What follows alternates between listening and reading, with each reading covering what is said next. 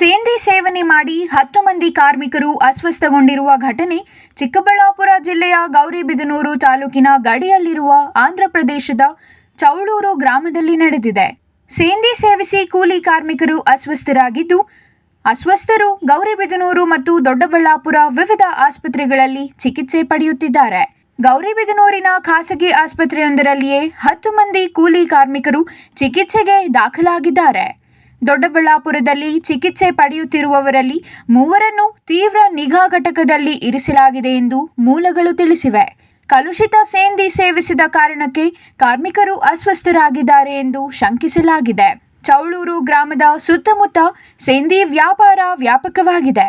ಇಲ್ಲಿಗೆ ಬೆಂಗಳೂರು, ದೊಡ್ಡಬಳ್ಳಾಪುರ, ಗೌರಿಬಿದನೂರು ಸುತ್ತಮುತ್ತಲಿನ ಅನೇಕರು ಸೇಂದಿ ಕುಡಿಯಲು ಆಗಮಿಸುತ್ತಾರೆ.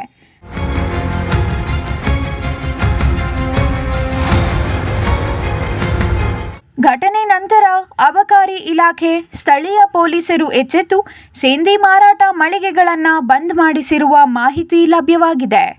ಅದೇ ಇದ್ದಂಗೆ ಎಲ್ಲಾದರೂ ಹೋಗೋದು, ಮತ್ತು ಮನೆಯಲ್ಲಿ ಬೈಯೋದು, ಏನೋ ಮಾತಾಡೋದು, ನಗೋದು, ಆ ಥರ ಆಗಿದೆ. ಬೇಸರ ಆ ಥರ ಆಗಿದ್ದಕ್ಕೆ ಹಾಸ್ಪಿಟ್ಲಿಗೆ ಬಂದಿದ್ವಿ ಎಲ್ಲ ಸೇರಿ.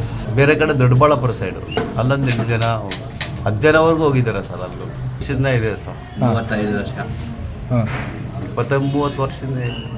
News bureau, CTV news, Chikkaballapur.